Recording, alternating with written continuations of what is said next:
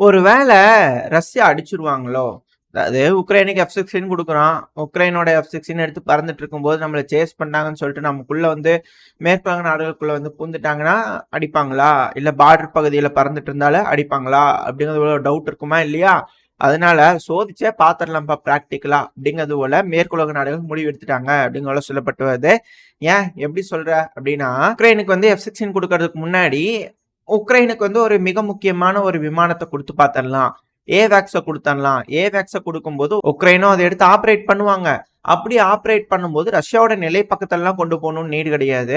இந்த ரொமேனியாவோட பார்டர் பகுதியில, அந்த ரொமேனியாவோட நிலப்பரப்புகள்ல, இந்த ஒடசா பக்கத்துல, ஸோ இந்த போலாண்டு பக்கத்துல, அந்த சைடு வந்து பாத்தீங்கன்னா அப்படியே பறந்துட்டு இருக்கும்போது ரஷ்யாவோட மிசைல்கள் வருதுன்னு தெரிஞ்ச உடனே திடீர்னு அந்த ஏவேக்ஸ் என்ன பண்ணிடலாம், அப்படியே ரூட்டு திருப்பு விடு, போலாண்டுக்குள்ள விடு, போடு, ரொமேனியாக்குள்ள போ அப்படிங்கிறது போல திருப்பிடலாம் இல்லையா? ஸோ அப்படி பண்ணும்போது ரஷ்யா அடிக்கிறாங்களா இல்லையா அப்படிங்கிறத செக் பண்ணுமா இல்லையா? அதுக்காக இதை டெஸ்ட் பண்றாங்க இனிஷியலா அப்படிங்கிறத சொல்லப்பட்டு வருது.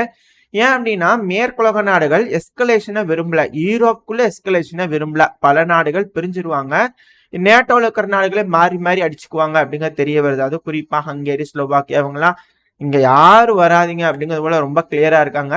ஸோ இப்படி இருக்கும்போது உக்ரைனுக்கு வந்து பாத்தீங்கன்னா F-16 கொடுத்துட்டோம்னா அவங்க பாட்டுக்கு எடுத்துட்டு நம்ம ரூட்டுக்குள்ள வந்து ரஷ்யா அடிச்சு அது நம்ம மிசைல் வந்து நம்ம நாட்டுக்குள்ள விழுந்துச்சுன்னா அது கிளியரான எஸ்கலேஷனா மாறிடும். வேற வழியில ஏதாவது ஒன்று நடத்தி ஆகணும். அது பெருமளவில் ஆயிரும் இல்லையா? இந்த இடத்துல எஸ்கலேஷன் ஆகாம வேற பகுதியில வச்சுக்கலாம் எஸ்கலேஷன் அப்படிங்கிறத மேற்குலக நாடுகள் கிளியரா விரும்புறாங்க அப்படிங்கிறது புரியுதுன்னு பல அனலிஸ்ட் தரப்பு சொல்றாங்க. ஸோ அதனால இப்போ ஸ்வீடன் என்ன பண்ணிக்கிறாங்கன்னா முன் வந்திருக்கிறாங்க, எங்க கிட்ட இருக்கக்கூடிய ஏவேக்ஸை நாங்கள் உக்ரைனுக்கு கொடுக்குறோன்னு. அது கூடவே ஒரு மிக பெரிய மிலிட்டரி எய்ட உக்ரைனுக்காக அறிவிச்சிருக்கிறாங்க ஸ்வீடன். அதில் பல வகையான வெப்பன்ஸ் இருக்கு. குறிப்பாக சொல்ல போனால் இந்த ஏவேக்ஸ் அதாங்க ஏர்லி வார்னிங், இந்த பறந்துகிட்டே இருக்கக்கூடிய விமானத்துல இருந்து ரேடார் இருக்கும், அந்த அலைகளை விடுறதுனால தாழ்வா விமானங்கள் பறந்துட்டு இருந்தாலும் உக்ரைனால இதுக்கு மேல தெரிஞ்சுக்க முடியும் அந்த ஸ்வீடனோட ஏவேக்ஸை பயன்படுத்தி. ஸோ அந்த ஏவேக்ஸ் இதுக்கு மேல உக்ரைன் பயன்படுத்தும் போது இந்த போலாண்டோட பார்டர்ல, ரொமேனியாவோட பார்டர்லாம் பயன்படுத்தினாங்கன்னா ரஷ்யா தாக்குறாங்களா இல்லையா? அப்படி தாக்குற மாதிரி இருந்துன்னா பார்டருக்குள்ள விட்டுரு பாப்பா என்ன பண்றாங்கன்னு அப்படிங்கிறது போல ஒரு சோதனைக்காக இது போல ஏவேக்ஸ கொடுக்குறாங்க அப்படிங்கிற சொல்லப்பட்டு வருது. எந்த அளவுக்கு உண்மை அப்படிங்கிறது தெரியல, பட் ஆனா இது போல பேச்சுக்கள் அடிபட்டுக்கிட்டு இருக்கு. ஒருவேளை இந்த ஏவேக்ஸை நீ எங்க விட்டு திருப்பினா நான் அடிப்பேன் அப்படிங்கிறத அடிச்சாங்கன்னு வச்சுக்கோங்களேன், அப்புறம் வேற வழியே இல்லை, சட்ட சிக்கலாயிரும், வேற ஏதாவது யோசிப்பாங்க அப்படிங்கிற சொல்லப்பட்டு வருது. அது மட்டும் இல்லாம இந்த ஏவேக்ஸா இருக்கட்டும், F-16 இருக்கட்டும், இந்த F-16 போலாண்டு கிட்டையும் இருக்கு. இப்போ ஒரு F-16 இருக்குன்னு வச்சுக்கோங்களேன், குழப்பறதுக்காக உக்ரைன் F-16 டேக் ஆஃப் பண்ணும்போதுலாம் போலாண்டு F-16 டேக் ஆஃப் பண்ணுவாங்க அப்படிங்கிற சொல்லப்பட்டு வருது. இப்படி இருக்கும்போது போலாண்டோட F-16கள் உக்ரைனுக்குள்ள அத்துமீறி வர்றதுக்கு வாய்ப்பு இருக்கு. அது வந்து அவங்களோட நட்பு நாடுகள் தானே.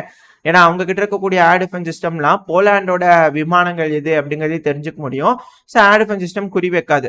ஸோ தஸ்ட் இருப்பதுக்காக குழப்பறதுக்காக இதுக்கு மேல போலாண்டோட F-16 இது எல்லாமே உள்ள வரும். உள்ள வந்து ஆட்டம் காமிச்சு பூச்சி காமிச்சிட்டு போகும். எது F-16 போலாண்டோடது எது உக்ரைனோடது அப்படிங்கிறது தெரியாம போயிடும். ரஷ்யா எல்லாத்தையுமே குறி வச்சு அடிக்க வேண்டியதா வந்துடும் அப்படிங்கிறதோட சொல்லப்பட்டு வருது. இது எல்லாமே கிளியரான எஸ்கலேஷன் தான், புரிஞ்சுக்க முடியுது. ஏன் இது போல செஞ்சு பார்ப்பாங்க அப்படின்னு அந்த அனலிஸ்டுக்கெல்லாம் உதிச்சிருக்கு அப்படின்னு உங்களுக்கு ஒரு கேள்வி வந்திருக்கும். ஒண்ணுமே கிடையாது. இப்போ பிரான்ஸ் ட்ரூப்ஸ்லாம் உள்ள வராங்க, அது பல நாடுகளோட ட்ரூப்ஸ்லாம் உள்ள அனுப்புறதா சொல்லிட்டு இருக்காங்க இல்லையா? ஸோ அப்படி உள்ள அனுப்பும் போது அவங்களுக்கு பாதுகாப்பா இந்த வெஸ்டர்ன் பகுதியில இது போல F-16 ஏர் சப்போர்ட் கொடுக்கணும் இல்லையா? அது மட்டும் இல்லாம இவங்க இதுக்கு மேல கூடிய சீக்கிரத்தில் இந்த கர்சன் பகுதி கீவை ப்ரொடெக்ட் பண்றதுக்குலாம் போய் தான் ஆகணும், வேற வழியே கிடையாது. ஸோ அந்த சமயத்துல கிரீவை ப்ரொடெக்ட் பண்றதுக்காக போறாங்க அப்படின்னா அவங்களை பாதுகாக்கிறதுக்காக ஏர் சப்போர்ட் கொடுக்கறதுக்காக இது போல ரிஸ்க் எடுத்து பார்க்கணும் இல்லையா அப்படின்றது போல யோசிச்சுட்டு இருக்காங்க. இது எந்த அளவுக்கு எஸ்கலேஷன் ஆக போகுது அப்படிங்கிறது தெரியல. ஒருவேளை இது நடக்கும் பட்சத்துல கிளியரா ரஷ்யா சொல்லிட்டாங்க உள்ள இருக்கவங்கள நாங்க அடிப்போம்னு சொல்லிட்டு. அப்புறம் இன்னைக்கு ஒரு சம்பவம் நடந்திருக்கு. உக்ரைனோட லிவிவ் ஒப்லாஸ்ட் இருக்குயா, அங்க சம்பீர்ன் அப்படின்னு ஒரு பதிவு இருக்கு, மேப்ல காட்டுறேன். அந்த பகுதியில வந்து பாத்தீங்கன்னா அந்த பகுதியில ஒரு ஹை ப்ரிசைஸ்டு அட்டாக் நடந்திருக்கு அப்படிங்கிற சொல்லப்பட்டு வருது. இந்த ஒரு தாக்குதல்னால உக்ரைனோட ஆளுங்கெல்லாம் பிடிச்சி கொண்டு போய் அங்க வச்சு ட்ரைனிங் கொடுத்துட்டு இருந்திருப்பாங்க போல இருக்குது. அது ரஷ்யாவுக்கு தெரிஞ்சிருக்கு. அது தெரிஞ்சதுனால அங்க ஒரு ஸ்ட்ரைக் பண்ணிக்கிறாங்க இன்னைக்கு. அந்த இடத்துல ஸ்ட்ரைக் நடந்ததுனால 300க்கும் மேற்பட்ட உக்ரைனோட வீரர்களுக்கு காயமடைஞ்சிருக்கலாம் இல்ல கொல்லப்பட்டிருக்கலாம் அப்படிங்கிற சொல்லப்பட்டு வருது. மெயின் மீடியாஸ்ல ஏதாவது தகவல்கள் வந்துச்சுன்னா அடுத்த பதில தெளிவா என்ன நடந்திருக்கு ஏதுன்றதை பார்ப்போம். பட் ஆனா அந்த இடத்துல கேஷுவாலிட்டிஸ் வந்து ரிப்போர்ட் ஆயிருக்கு. இந்த சம்பீர் பகுதியில் தாக்குதல் நடந்தா ஏதாவது வந்திருக்கா அப்படிங்கிறத அடுத்த பதில் நம்ம கன்ஃபார்ம் பண்ணிடலாம். ஏன்னா உக்ரைனோட சோர்ஸே சொல்ல ஆரம்பிச்சிருவாங்க இது போல இங்க நடந்திருக்குன்னா அப்படி என்ன சொல்றாங்க அப்படிங்கிறது பார்ப்போம். இந்த தாக்குதல்ல வந்து பாத்தீங்கன்னா மேற்குலக நாடுகளோட ட்ரைனர்ஸ் இருந்திருப்பாங்க, அவங்களுக்கும் காயமடைறதுக்கு வாய்ப்புகள் அதிகம் அப்படிங்கிறாங்க. ஏன்னா எஸ்டோனியாவும் பிரான்ஸும் சொல்லியிருந்தாங்க இல்லையா, ஸோ அந்த இடத்துல ஏதோ ஒரு அடி விழுந்திருக்கும் அப்படிங்கிறது ரஷ்ய தரப்புன்னு சொல்லப்பட்டு வருது. ஸோ இது போல நடக்கும்போது இந்த மேற்கு பகுதியை ப்ரொடெக்ட் பண்ணும், கீவை ப்ரொடெக்ட் பண்ணும் அப்படிங்கிறதா பிரதானமான நோக்கம். ஏன்னா உக்ரைனோட கேபிட்டலான கீவு வந்து மேற்குலக நாடுகளோட கட்டுப்பாட்டில் இருக்கிற வரைக்கும் உக்ரைன்ல வந்து சண்டை பிடிக்க வச்சுக்கிட்டே இருக்கலாம், என்ன வேணா சண்டை பிடிக்க வச்சுட்டே இருக்கலாம். ஒன்ஸ் ரஷ்யா வந்து இந்த கேபிட்டலான கீவ் மேல கையை வச்சுட்டாங்க அப்படின்னா அப்புறம் மேற்குலக நாடுகளோட பவர் போயிடும், அவங்களால பேசுறதுக்கு எதுவுமே இருக்காது இல்லையா. ஸோ அந்த ஒரு காரணத்தினால இந்த பகுதியில் ரஷ்ய வீரர்கள் முன்னேறாங்கன்னா அவங்கள ப்ரொடெக்ட் பண்றதுக்காக, குறிப்பா பெலரூஸ்ல இருந்து என்டர் ஆகக்கூடிய அந்த ஃப்ரீ லீஜன் ஆஃப் உக்ரைனா இருக்கலாம், இல்ல ரஷ்யாவோட வீரர்களா இருக்கலாம், இல்ல வேக்னரா இருக்கலாம், ஆப்பிரிக்கா கார்ப்ஸா இருக்கலாம், யாரோ ஒருத்தங்க என்டர் ஆகுறாங்களா அவங்கள ப்ரொடெக்ட் பண்றதுக்காக கண்டிப்பா மேற்குலக நாடுகளோட வீரர்கள் வருவாங்க. ஏன்னா இப்போ இருக்கக்கூடிய எல்லா ட்ரூப்ஸையும் மேக்சிமம் இந்த ஃப்ரண்ட் லைன்ஸை டிப்ளாய் பண்ணிட்டாங்க உக்ரைன் அப்படிங்கிறத சொல்லப்பட்டு வருது. இப்போ இது போல சம்பவம் நடந்துட்டு இருக்கனால எஸ்கலேஷன்ங்கிறது இருக்க போகுது, அது எந்த அளவுக்கு ஆக போகுது அப்படிங்கிறது தெரியல. எந்த மாதிரியான லைன்ஸ் வரைஞ்சிருக்காங்கன்றத போக தெரிஞ்சிடான இருதரப்புலையும் பேசுவாங்களே, அதை வச்சு தெரிஞ்சுக்கலாம். அப்புறம் இந்த ரஷ்யா உக்ரைனை முழுசும் பிடிச்சிடுறாங்கன்னு வச்சுக்கோங்க, ஏன்னா பார்க்கும்போது அப்படிதான் தெரியுது. ஒருவேளை ரஷ்யா உக்ரைனை சீக்கிரமா நினைச்சு பார்க்க முடியாத அளவுல முன்னேறி வந்து பிடிச்சிட்டாங்கன்னு வச்சுக்கோங்களேன், பேக்கப் பிளான் இப்போ மேற்குலக நாடுகளுக்கு தேவையா இல்லையா, அதனால இப்போ மால்டோவை ப்ரிப்பேர் பண்ணிட்டு இருக்காங்க, ரொமேனியாவும் ப்ரிப்பேர் பண்ணிட்டு இருக்காங்க. நெக்ஸ்ட் சாக்ரிஃபைசிங் கண்ட்ரியா ரொமேனியா மாறிட்டு இருக்கு அப்படின்னு சொல்லப்பட்டு வருது.